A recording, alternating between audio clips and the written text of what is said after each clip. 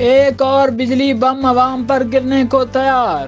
ہر گزرتا دن پاکستان میں عوام کے لیے کوئی نئی بری خبر کے ساتھ آتا ہے اور بیچاری عوام حکومتی اقدامات کے سامنے بے بس ہے۔ اب مہنگائی میں پسے عوام کے لیے ایک اور بری خبر یہ ہے کہ حکومت نے بجلی کی قیمتوں میں مزید اضافے کی تیاری مکمل کر لی ہے اور یہ بجلی بم ہو سکتا ہے کہ ماہ رمضان میں ہی عوام پر گرا دیا جائے اور ان کے لیے عید منانا مشکل کر دیا جائے۔ تفصیلات کے مطابق عوام پر ایک اور بجلی بم گرانے کی تیاریاں کر لی گئیں۔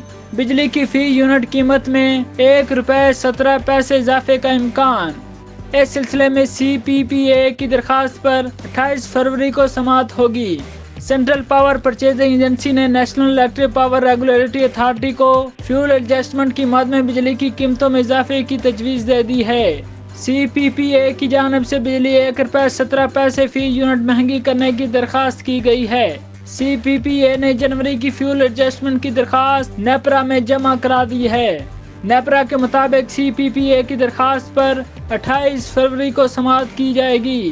نیپرا نے کہا ہے کہ سی پی پی اے کی درخواست پر فیصلے کا اطلاق الیکٹرک صارفین پر نہیں ہوگا۔